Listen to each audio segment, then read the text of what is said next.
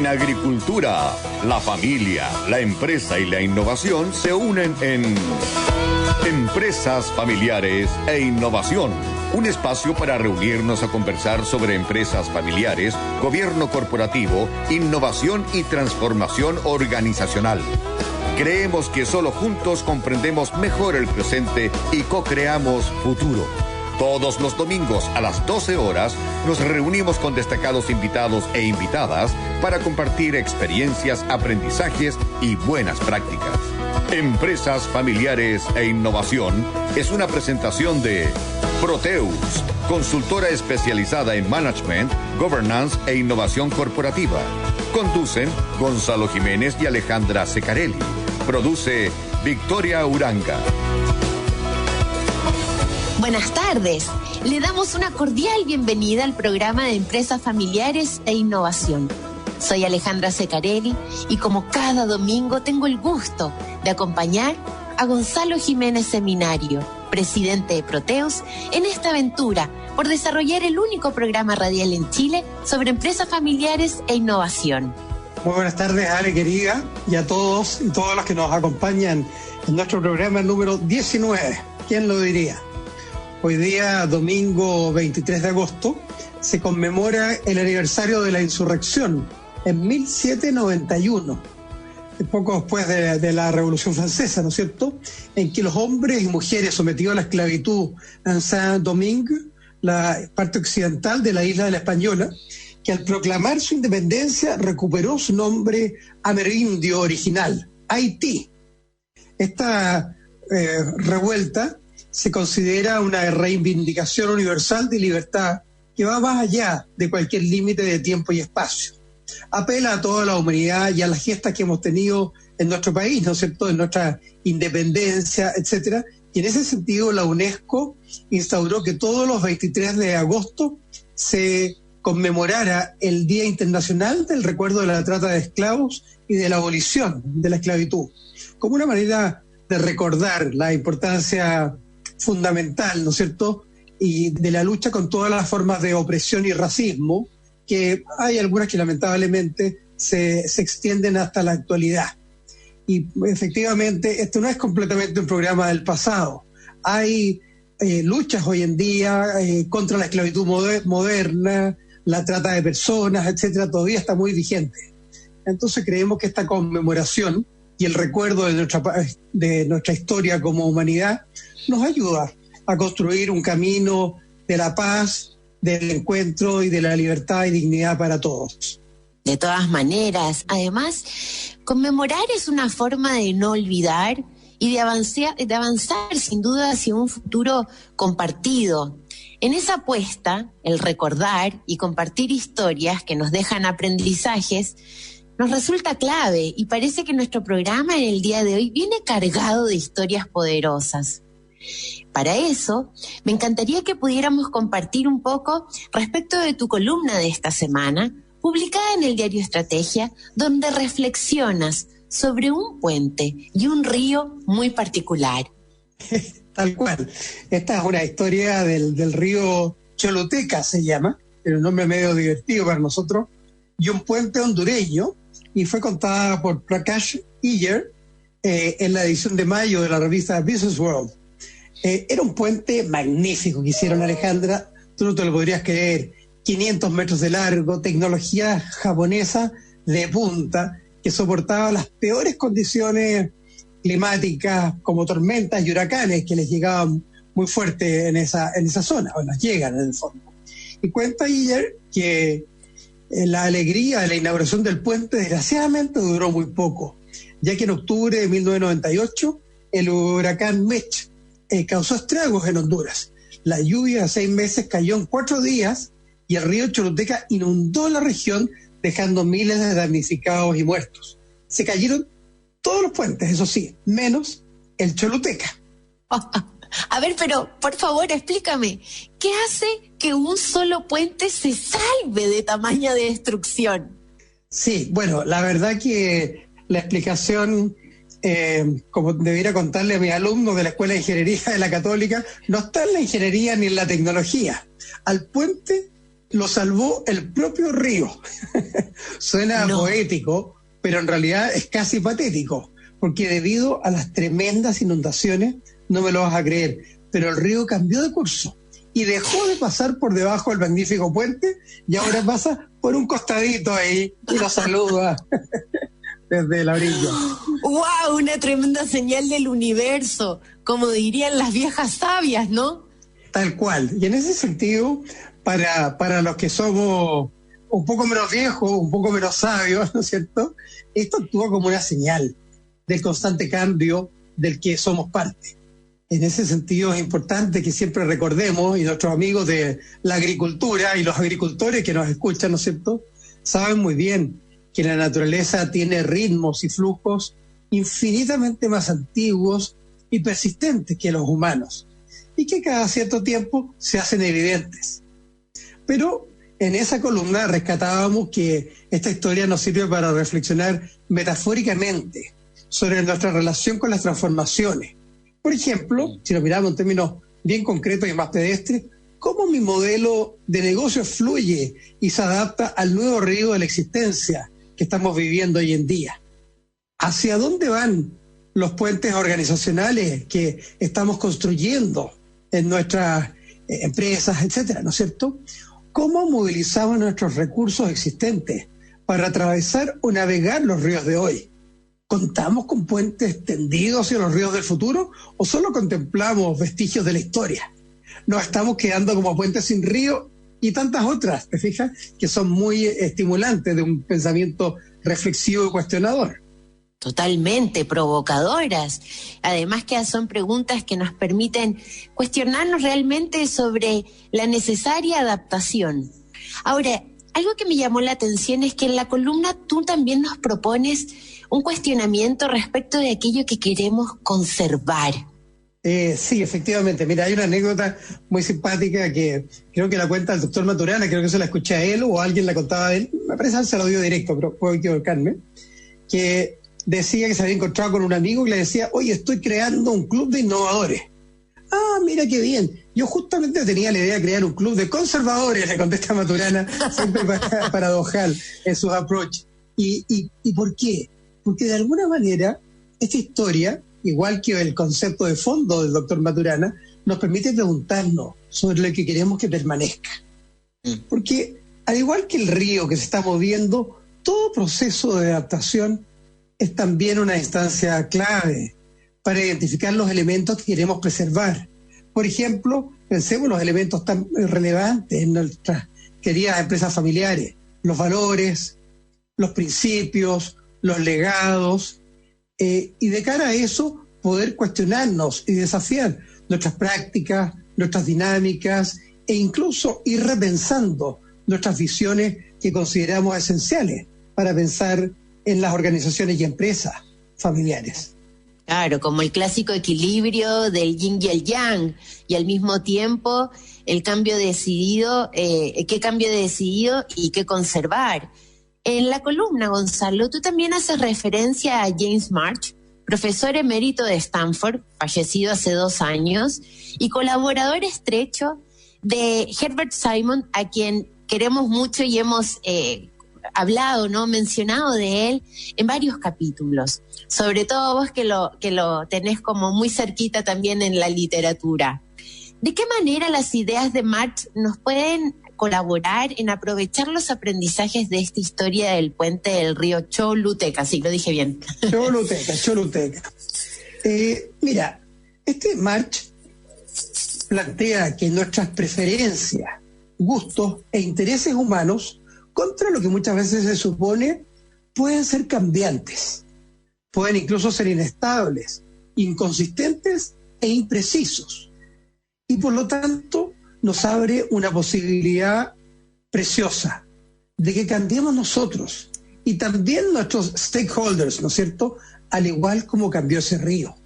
Es más, en realidad nos lleva ante el desafío, y ese es el gran aporte de March, el desafío de tomar decisiones en escenarios en que existe ambigüedad en los objetivos, cuando no estamos completamente seguros de lo que podríamos querer en el futuro, o no podemos ser muy precisos respecto del mismo.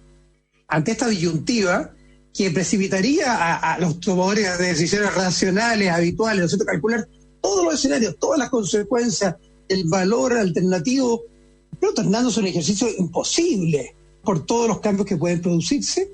Marx, que era un gran admirador del Quijote, retoma a Cervantes y plantea lo que él le llama una lógica de la consistencia, más que de la consecuencia, en que él dice, a veces lo importante es ser consistente con nuestra propia identidad, con nuestros valores y con nuestros principios. Claro. Y desde ese lugar, ¿cómo podríamos vincular la teoría y la práctica? En el sentido de cómo estas ideas de Marx se aplican en el trabajo que hace Proteus con muchas familias empresarias, para que también nuestra audiencia lo pueda palpar más cerquita. Bueno, está obviamente en este plano a una posibilidad privilegiada de conversación, de diálogo, de reflexión, de observación y de acompañamiento, ¿no es cierto?, a muchos grupos familiares. Y que si uno nos mira los tiempos pandémicos que estamos viviendo, muchos de ellos, la decisión perfectamente racional de consecuencia, la lógica de consecuencia, sería cerrar el negocio. Clausuro la temporada si estoy en un negocio con cierta estacionalidad, detengo los servicios, aprieto a los clientes o a los proveedores y acoto las pérdidas. Y a pesar de eso, deciden persistir en estos desafiantes tiempos actuales y van más allá, con un sentido de propósito, y me toca verlo muy directamente en varios grupos familiares con los cuales voy muy codo a codo en su proceso, cómo están ayudando, cómo se están juzgando, cómo están yendo mucho más allá, y en el fondo tratando de mantener la bandera flameando y activo, y en el fondo poniéndose, como se dice en buen chileno, ¿no es cierto?, con la comunidad. Y esto, Ale, no es una lógica de consecuencia, es una lógica de consistencia con lo que ellos son, con su identidad, con su naturaleza y valores. Entonces, y en ese sentido Marx nos dice, bueno, ¿y qué hago yo como líder potencial? Marx nos dice, mira, los líderes deben actuar con firmeza, y como era medio poeta, pero sin certeza, siendo al mismo tiempo decisivos y escépticos, y diciéndose a sí mismos, voy adelante, probablemente no haga ninguna diferencia, pero es lo que voy a hacer porque es lo que me nace y tengo que ser fiel a eso.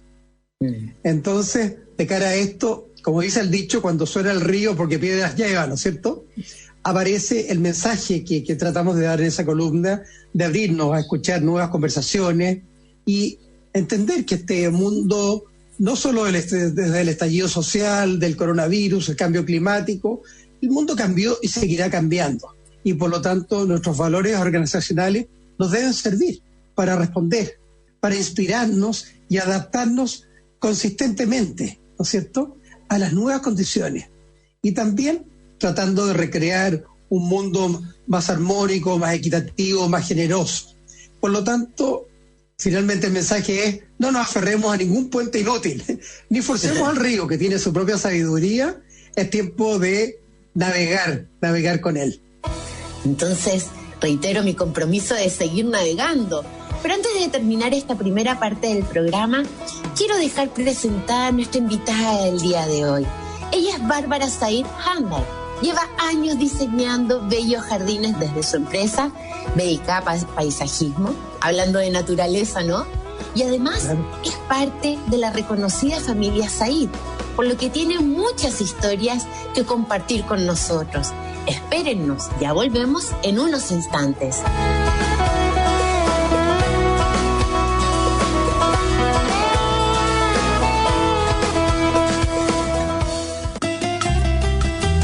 ...18 años de éxitos y junto a usted cumple Conectados en Agricultura. Su conductor, Checho Irane, y sus destacados panelistas, Pepe Out, Guillermo Ramírez, Marcela Cubillos, Felipe Cast, Michelle Mejesh, Ricardo Tuane, Sergio Vitar, Magdalena Mervilá y Sergio Melnik, han logrado posicionar el programa en primer lugar de audiencia entre las radios de opinión, como lo respalda el estudio Ipsos. Para más información de cómo destacar tu marca en este programa, escribe a ventas@agricultura.cl. En Facebook somos Agricultura. Síguenos, infórmate, comunícate, participa, opina, comparte nuestro fanpage Agricultura.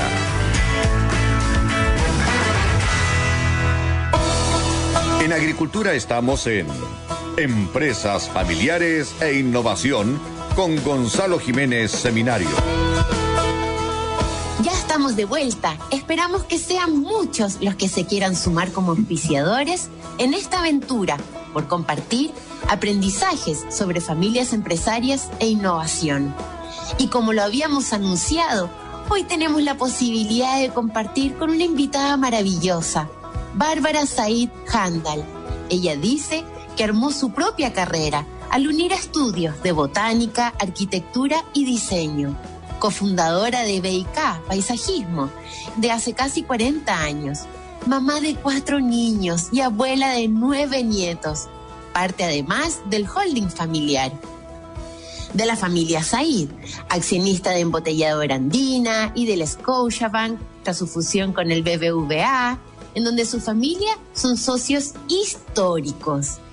Muy bienvenida, querida Bárbara. Es una tremenda alegría tenerte acá, que seas parte de este programa en el que compartimos tanto aprendizaje sobre innovación, emprendimiento en varios ámbitos, como nos contarás de los tuyos, ¿no es cierto?, y empresas familiares. Así que contentos de tenerte acá.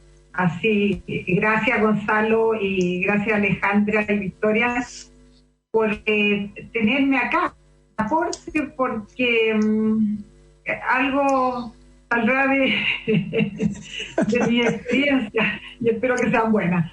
Así que por supuesto que sí. Un millón de gracias poder estar acá y es un honor para mí estar con ustedes.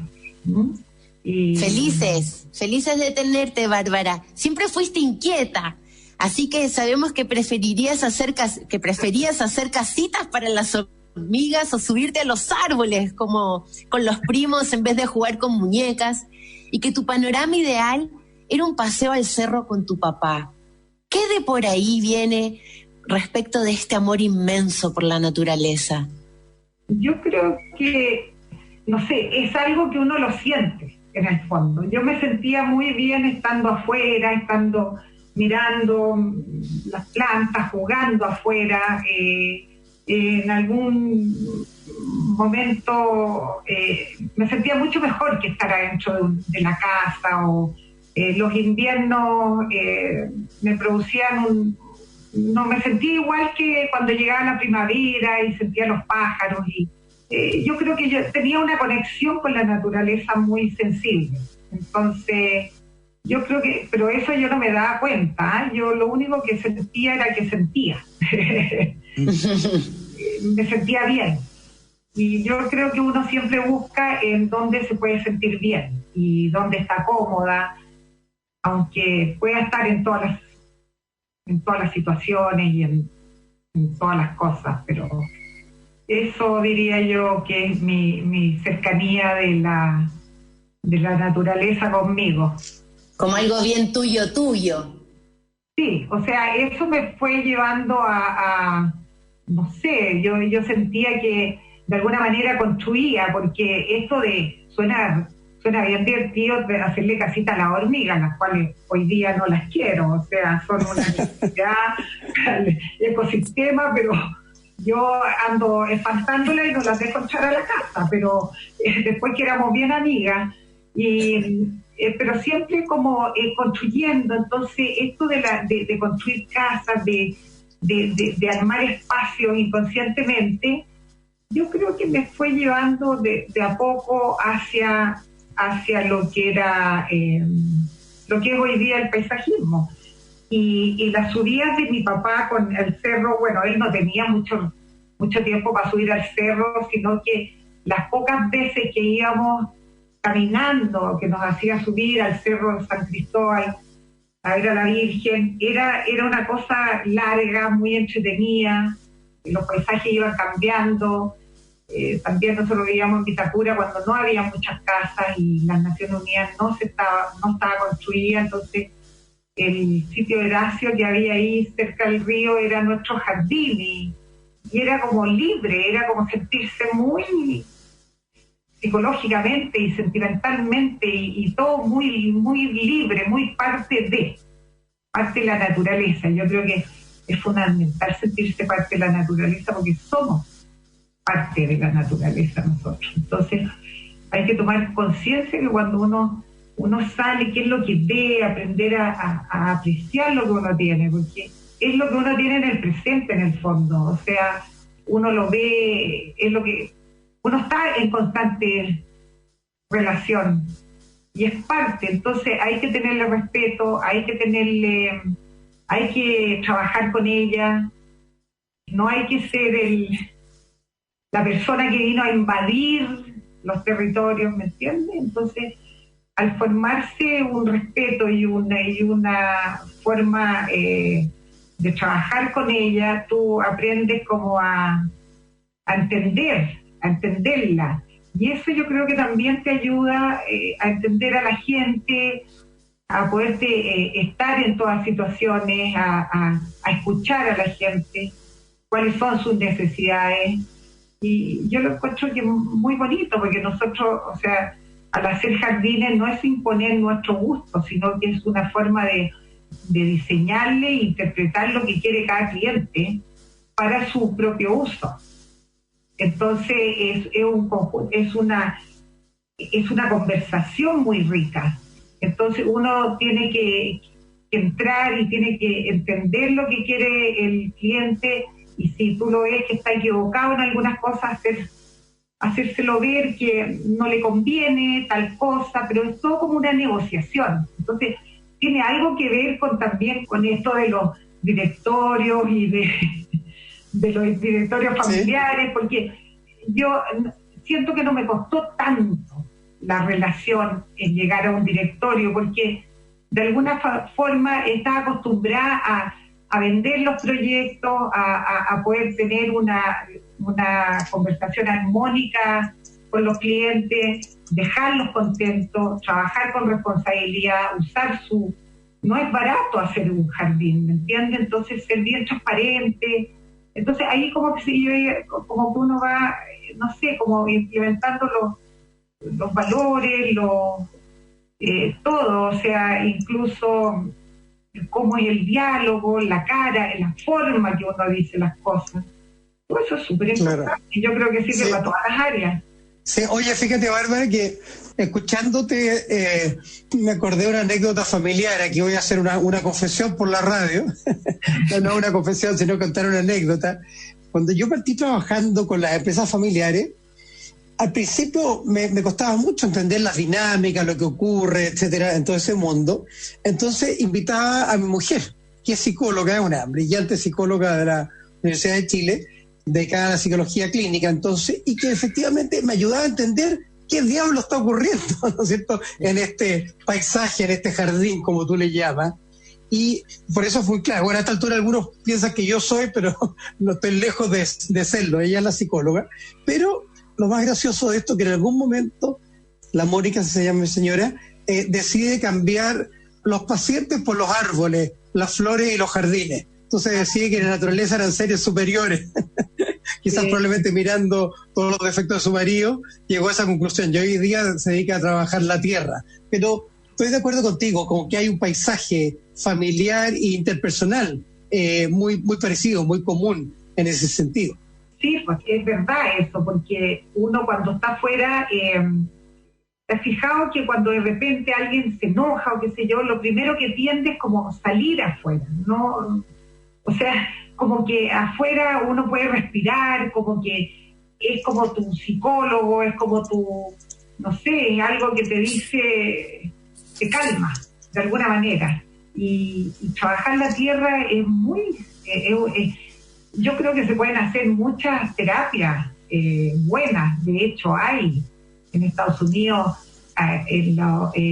¿cómo se llama?, hospitales de gente enferma mental, que qué sé yo, que antiguamente los tenían muy encerrados, y hoy día, al contrario, los hacen trabajar en la tierra, los hacen hacer su huertita. Entonces van teniendo una comunicación y se van como tranquilizando, y es muy terapéutico. Sí. Esa parte es muy terapéutico, es que todo Fíjate, Bárbara, que me estaba acordando de viaje a Japón a finales del año pasado, y efectivamente muchos directorios tenían al lado, o como casi parte integrada, una especie de jardín zen, en el fondo, entonces, que ayudaba a tener como la actitud correcta, meditativa, reflexiva. Entonces, en ese sentido, el concepto de jardines sanadores, como le llama nuestra productora La Victoria. Pero yo sé que la Alejandra te quiere preguntar. Sí, bueno, pero también en este sentido, Bárbara, porque yo entiendo que dentro de tus trabajos más recientes y queridos están los que hiciste con tu amiga de toda la vida, Keka Ruiz-Tagle, en la remodelación de 2 plazas de la comuna de Providencia. Y me encantaría preguntarte qué rol tuvo la historia del lugar, la conexión además con la comuna, y cómo fue la participación de la ciudadanía en ese proceso. Mira, fue muy enriquecedora porque hubo mucho contacto con un público, o sea, con un cliente que era masivo. Y se acercaron la comunidad de ahí de Providencia, que ocupa la plaza de la alcaldesa, porque fue la primera que hicimos. Ellos se acercaron porque querían un canil. Entonces, porque todos tenían perros, porque hoy día la vía se ha ido más a las alturas, entonces como que tiene otra connotación las plazas son como el jardín de la gente. Entonces todos viven en departamentos con perros, entonces quieren hacerlo jugar, no pueden ir al campo ni nada, entonces querían su canil, que es lo más válido que hay. Entonces, a raíz de eso, dijo la alcaldesa, dijo, bueno, voy a renovar toda la plaza, y me contactó y le dije que sí, pero que teníamos que, aparte de eso, saber, primero que nada, que la comunidad era nuestro cliente. Entonces teníamos que reunirlos y preguntarles qué es lo que quieren tener, qué les gustaría tener. Obvio que todo el mundo pedía cosas, algunas que no eran viables, otras que sí se podían dar, pero ellos empezaron a sentir en participación, o sea, fueron como que fuimos pimponeando todo, porque yo les hacía un diseño, un anteproyecto, los llamábamos nuevamente, les explicábamos los espacios, las actividades, las distintas actividades que tenían que tener, el retiro del pasto, porque había que ahorrar agua. De hecho, la ciudad de Santiago no es para pasto, no es, porque es muy tragadora de agua, y no estamos con ese lujo. Y resulta que ahí fuimos y salió, bueno, yo les conté la historia de quién había hecho esa plaza, y que la primera alcaldesa de Providencia fue mujer, y que ella lo mandó a hacer a Prager. Por lo tanto, respetamos en esa plaza la historia que había. Solamente la arreglamos, o sea, la condicionamos, le quitamos parte, respetamos la parte arbórea que tenía muchos años. Entonces no fue una cosa de llegar y sacar, sino que la mejoramos. No la modernizamos, sino que la arreglamos. Y fue bastante exitoso. Y ahí pude introducir más plantas que dieran flores y todo en los espacios donde no se tenían que ocupar. Y así hicimos la de Río de Janeiro. Me encanta porque tenía que ver también lo que nos cuentas, como con lo que hablábamos al principio de la editorial, con esa decisión, ¿no? De qué cosas cambiar y qué cosas conservar. Y, Bárbara, hay una frase tuya que yo la encontré genial, que es: cuando no estoy con ojotas, estoy con corbata. Me mata. Sí. O sea, me mata, porque en el fondo refleja tu otra parte con el holding de la familia Said. ¿Usas ahí la sabiduría de las plantas para crear diálogos y construir acuerdos? ¿Cómo definirías tu aporte en ese contexto? Bueno, como todo lo que me toca hacer cuando tengo las hojotas puestas, menos meter las manos en la tierra, obviamente, porque en los territorios no hay tierra, no me ponen ningún macetero, nada, pero así como tengo un hermano que le gusta navegar, entonces él también, todo su vocabulario es como con el viento, como llega la marea, y yo es como más, no pelear, no ir en contra de la naturaleza, por lo tanto no ir en contra de las cosas, sino que más bien escucharla, los problemas, hablarlos, discutirlos en forma armónica, en forma bastante profesional, digamos, ser firme con las ideas que uno tiene también, y uno es como es mujer también, de alguna manera es reconciliadora, entonces trata de que no haya roce. Yo encuentro que el papel de la mujer es bastante bueno en los directorios, fíjate. O sea, ¿tú dirías que aporta, Bárbara, a crear diálogo y construir acuerdos? Sí, yo creo que suaviza un poquito las cosas, sí, esa parte humana que hay, esa parte que no se olviden que, bueno, la parte familiar no se olviden que somos hermanos, que nos queremos, ¿me entiendes? Igual todos tenemos distintos puntos de ver las cosas, pero siempre es trabajar para una cosa común, o sea, para el común de todos, para el bien común de todos, en el fondo. Entonces, como que ahí vamos, que la agresividad no tiene lugar ahí, porque pierden las metas. ¿Ah? Exacto. Se pierden las metas y uno se desvía mucho del tema y una pérdida de tiempo además. Por supuesto, por favor quédense con nosotros, sí. El tiempo se nos pasa volando con las buenas conversaciones.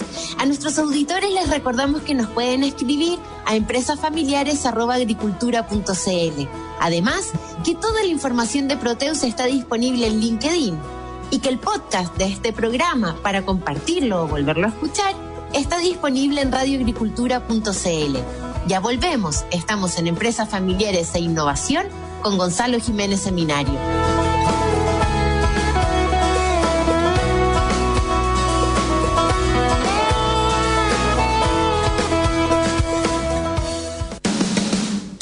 En agosto, reactiva tu marca. Ante las medidas de desconfinamiento que vive el país, aprovecha la oportunidad de potenciar tu marca a través de Agricultura. Conoce los distintos planes publicitarios que te ayudarán a maximizar tus objetivos. Para más información, ingresa a comercial.agricultura.cl. Y recuerda, en agosto, reactiva tu marca junto a Agricultura. En Agricultura estamos en Empresas Familiares e Innovación con Gonzalo Jiménez Seminario. Ya estamos de vuelta, gracias por estar con nosotros. Hoy, en un capítulo con Bárbara Said en el programa de Empresas Familiares e Innovación con Gonzalo Jiménez Seminario. Bárbara, las familias empresarias suelen tener valores que le dan cierto sello. Y nosotros creemos que la familia Said no está exenta de eso. ¿Cuáles son los valores de la familia? ¿Cómo los podrías compartir con nosotros? Bueno, la idea es tratar de que la familia siga unida, pero sobre todo en el crecimiento de sus valores. Nosotros es muy importante para nosotros el respeto de nosotros mismos hacia los socios, el tener un orden, tener las cosas en orden, ser generoso. Lo más importante es la lealtad, ¿me entiendes? No estar enfocado en el ego de uno, varias cosas, pero que uno las va trabajando, y las va trabajando con la Next Gen y todo, entonces a la vez las trabaja con uno mismo, porque cuando uno empieza a hablar de las cosas, como que también como que se las está repitiendo con uno mismo, entonces como que se las vuelve a, ¿me entiendes? No es una cosa dinámica. Claro.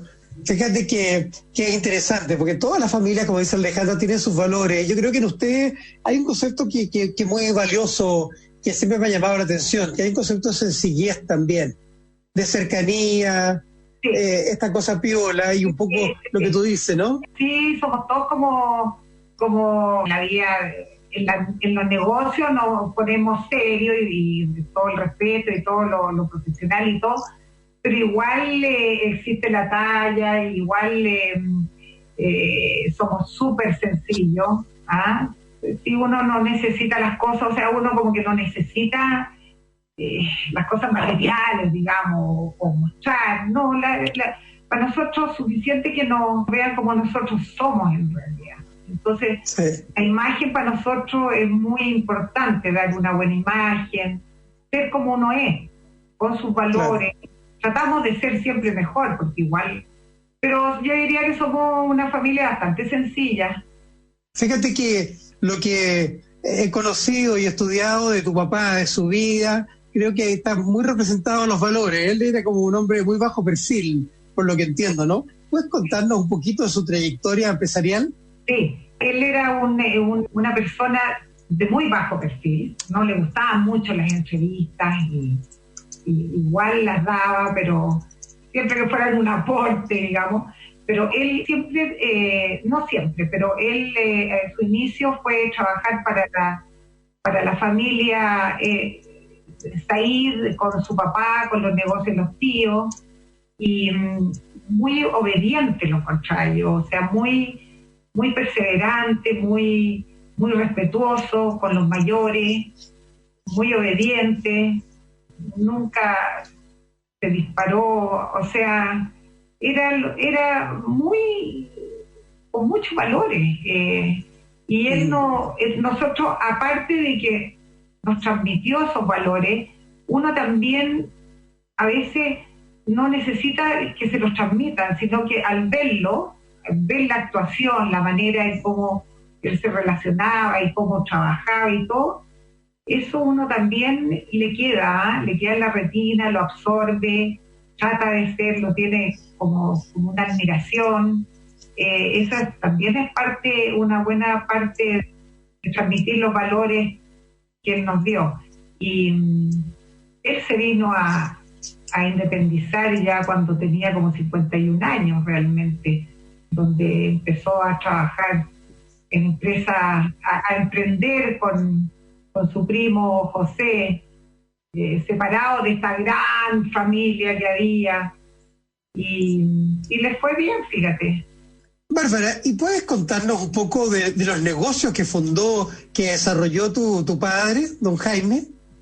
Bueno, como emprendimiento personal, sin toda la gran familia, él en conjunto con su primo y con dos socios más, entre cuatro se juntaron con José Antonio Garcés y Hurtado, y formaron, o sea, hicieron la embotelladora andina, no la hicieron, sino que la compraron, la hicieron trabajar y les fue bien, y también se metieron en el banco, porque como la familia tenía un antepasado financiero de banco, entonces mi tío José con mi papá también fueron accionistas con otros socios un poco más minoritarios en el BBVA, que hoy día se fusionó con el Scotiabank, que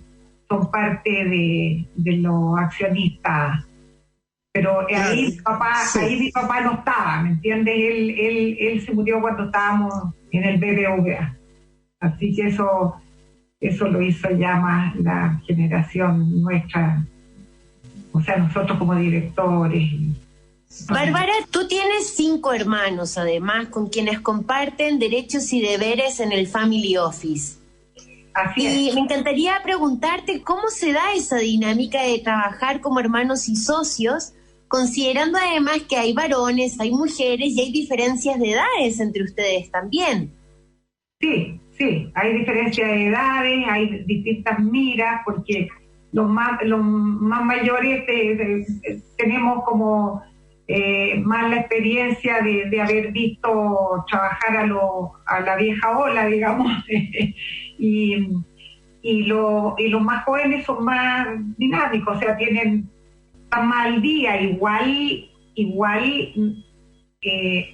llegó un momento que ya al final yo diría que estamos en un nivel de que estamos bastante nivelados todos, entonces ya que al principio había algunos roces y acomodarse, irse diciendo que esto sí, que esto no, hoy día Hoy día estamos marchando hace varios años bastante bien, con una dinámica buena, con responsabilidad, bien profesional y bien asertiva, sí. Y con buenos asesores. Claro, Bárbara, fíjate que ahí encuentro interesante esta historia, ¿no? En que de alguna manera los hombres, ¿no es cierto?, estaban más involucrados en los negocios, con carreras más cercanas a los negocios, ingeniería comercial, etcétera, y las mujeres venían de otros ámbitos. Entonces, me encanta esto que dices tú, que como que claro, al principio había como un desnivel, pero de alguna forma hoy en día, con el tiempo, se ha ido generando como una conversación en un plano más o menos similar. ¿Cómo se da esos diálogos entre ustedes? Porque al principio, claro, nosotros veníamos Mira, primero que nada, mi papá fue sumamente generoso y bastante moderno porque nos hizo tener directorio y nos hizo involucrarnos en los negocios cuando él estaba vivo. Y eso no se da mucho. Eso yo lo encuentro bien valórico y bien importante. Fue muy generoso en esa parte. Entonces, como que nos dio un porcentaje y ahí teníamos que fight for your rights, como decía mi mamá, que es norteamericana, y que hay que pelear por sus derechos. Entonces, de alguna manera, él entraba y veía en este directorio cómo nos manejábamos nosotros, cómo era la dinámica. Obvio que al principio tenía que haber sido un desastre, porque entre que yo de lo que sabía era de plantas, mis otras hermanas también por aquí, por allá, no en el mundo financiero, entonces, mira, hablan de la TIR y nosotros la TIR, TIR, que lo quiera, o sea, ya, poníamos cara de que sabíamos, pero teníamos que salir a estudiar, o sea, de ahí nos fuimos involucrando más y estudiando y haciéndonos que nos explicaran toda la terminología esta de la ingeniería comercial y de las finanzas y todo, y encuentro que ya estamos bastante nivelados, no somos técnicos ni nada, pero creo que hicimos una buena escuela en el propio directorio, porque cada cosa nos pedía que estudiáramos más. Perfecto, fíjate que eso yo creo que es muy valioso, porque hay un derecho, y no solo un derecho, un deber, diría yo, una responsabilidad ineludible. Cuando uno recibe propiedad, es incorporado a la propiedad, se acompaña con la responsabilidad y el compromiso. Obviamente distintos miembros de la familia tienen distintas vocaciones, intereses, pero tienen que buscar la forma de acercarse, de tener una cercanía y ojalá entender qué ocurre con sus negocios. Entonces, de cara a eso, aparece como muy sano el acercarse con humildad, con sencillez, pero también con la disposición a aprender, a irse nivelando. Entonces creo que tú das acá un mensaje muy valioso para muchos miembros de familia. Muchas veces son mujeres, pero no solamente mujeres, sino que vienen de otras carreras, que vienen de otros mundos. Entonces creo que esa experiencia muestra que sí se puede, y es el rol que ustedes han tenido, además con roles de liderazgo en ámbitos bien distintos. Yo creo que Alejandra te quiere preguntar algo por ahí. Justamente, de hecho, Bárbara, yo entiendo que don Jaime, el papá, falleció en el 2004, exactamente el 11 de abril, fecha en la que se conmemora el Día Mundial del Parkinson, que a su vez era una enfermedad que él padecía. Y a raíz de eso, me encantaría preguntarte qué es el CENPAR y cuál es la importancia de hacer filantropía científica.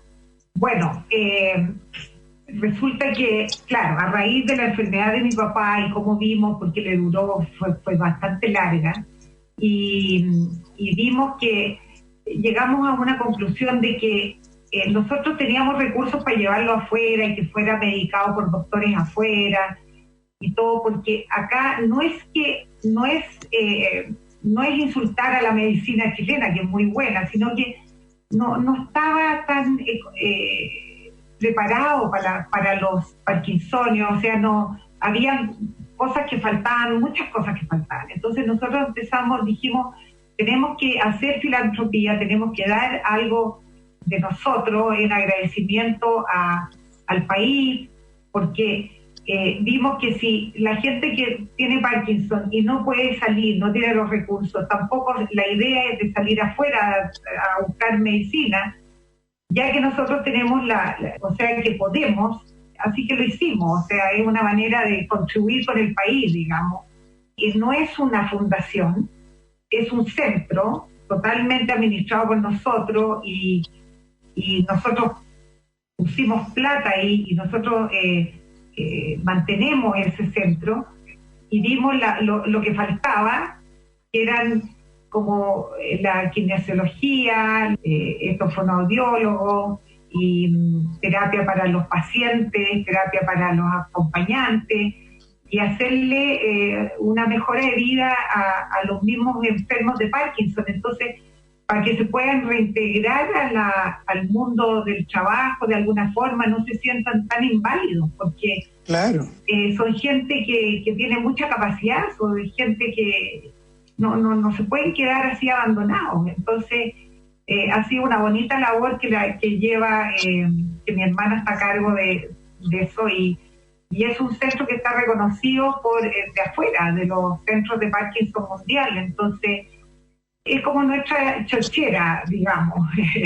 Sí, pero no es para menos, pero fíjate, nuevamente, ahí está este concepto que hablábamos al inicio del programa, esta lógica de consistencia. Son consistentes con el dolor, con la empatía que ustedes en el fondo pueden haber sentido por la época de tu papá y cómo tratan de apoyar a otros. Y de cara a esto, cuéntanos un poquitito, ¿qué pasa con las nuevas generaciones de ustedes? ¿Se vienen sumando a estos temas filantrópicos de algún tipo o a los negocios? ¿Están preparados? ¿Qué viene ocurriendo con eso? Ponnos un poco al día en esa parte, por favor, Bárbara. Sí, la Next Gen es bien participativa, no en los negocios, pero sí ellos todos son emprendedores, los que ya salieron de la universidad, son todos universitarios, todos tienen sus emprendimientos en distintas áreas y lo hacen muy bien y son muy buenos en lo que hacen. Y nosotros igual los estamos formando para que sigan de alguna manera con los valores, con el respeto, para que sepan, porque no pueden llegar que uno se muere y ahí van a recién saber lo que ellos se van a tener que hacer cargo. Entonces se ha ido mostrando en qué estamos, cuál es la responsabilidad, los movimientos que se hacen, ¿entiendes? Porque ellos también de alguna manera tienen que, como familia, se tienen que comportar como familia. O sea, cada individuo de la familia no es un individuo, aparte de ser un individuo solo, o sea, personal, también tiene una familia a quien responder y de quien preocuparse y no dejarla mal parada, como que dijeran. Claro. Estar mal castellano. Claro. ¿Y en los negocios hay algunos ya involucrados? En los negocios, como son todos, la mayoría financieros o de que somos socios en el fondo, porque no administramos ninguno, aparte de Sempar y yo diría que de alguna manera la viña principal. Ellos tienen derecho a que cuando uno necesite, cada socio de la familia, o sea, los 6 que somos, claro, lo estamos preparando a ellos como para que eventualmente vengan a sustituir los que estén interesados en el directorio una vez que nosotros demos el paso de corrernos. O de morirnos o de dejar espacio. La dinámica, ¿entiendes? Se puede hacer. Oye, déjame. Pero están involucrados ellos en la parte de la filantropía, les encanta y todos quieren hacer algo y está como bien metida y son súper generosos y son bien sencillos y viven su realidad. Claro.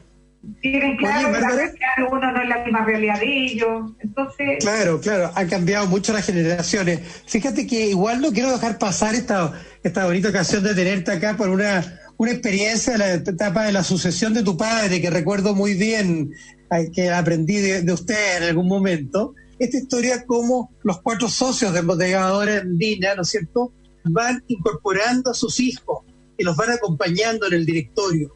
Primero una calidad un poquito medio de oyente, después ya tendrían un puesto más asegurado, y cómo de esa manera cuando van saliendo los refundadores de esta empresa que está tan complicada, cuando la toman y la hacen crecer y la salvan, etcétera, se va produciendo una transición muy fluida, y yo creo que es de los casos de éxito de las sucesiones que hemos tenido en Chile, cómo los hijos van ahí al pie de los padres aprendiendo y haciéndose cargo, y como que no se nota la transición. Entonces siempre lo destaco porque siempre lo recuerdo como una experiencia muy exitosa, muy sabia por lo demás. Claro, que al principio es como llevaba de la mano, pero después nos dejan sueltos.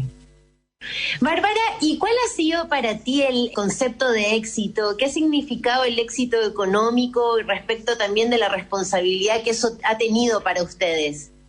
Bueno, el éxito no es, uno no lo puede manejar, ni nada. El éxito, para mí por lo menos, y yo creo que para todos, es la respuesta a un trabajo seguramente bien hecho. Nosotros hacemos el trabajo.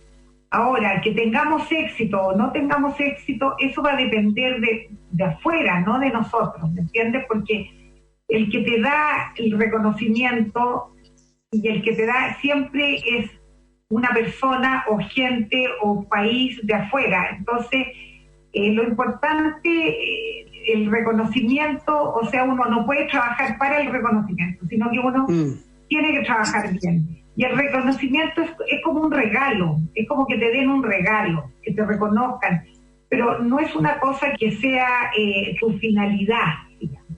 O sea, en parte sí, pero no es una meta, no está en ti el éxito.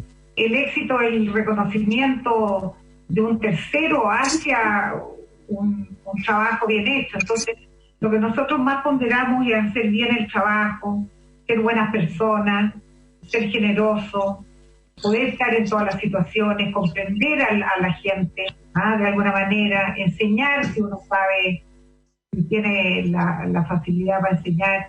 Así como en el directorio tuvieron mis hermanos en enseñarnos y la paciencia de explicarnos las cosas que podrían haber fluido mucho más rápido al principio. Claro, buenísimo. Oye, para terminar, porque estamos terminando nuestro programa, ¿algún mensaje a las pequeñas empresas familiares que lo están pasando mal en la crisis? ¿Qué mensaje les darías, Bárbara? Yo encuentro que, sí, la verdad que estamos todos pasándolo mal y algunos más mal que otros, pero yo creo que hay que tener fe y hay que tener que las cosas no son permanentes, todos estos ciclos. Yo creo que aquí hay que pensar bastante, hay que recopilar qué fue esta estadía, de pasarlo mal, para qué me sirvió, y tener la capacidad de algún momento de no quedarse, o sea, poderse reinventar de alguna manera, de decir, de diversificarse a lo mejor en chiquitito. Yo creo que más que nada reinventarse un poquito dentro de los mismos. Y yo creo que tener fe nomás, más que nada, estar tranquilo. Muchísimas gracias, Bárbara, por ese mensaje tan bonito para quienes nos escuchan. Dejamos un abrazo súper especial para todos los que nos escuchan y comparten con nosotros. Y recuerden a todos que nuestro programa está disponible y que cada domingo nos encontramos a las 12 del día. Un abrazo. Muchas gracias, Barbarita. Hasta pronto. Gracias a ustedes. En Agricultura fue Empresas Familiares e Innovación con Gonzalo Jiménez Seminario. Una presentación de Proteus, consultora especializada en management, governance e innovación corporativa. Conducción, Gonzalo Jiménez y Alejandra Secarelli. Producción, Victoria Uranga.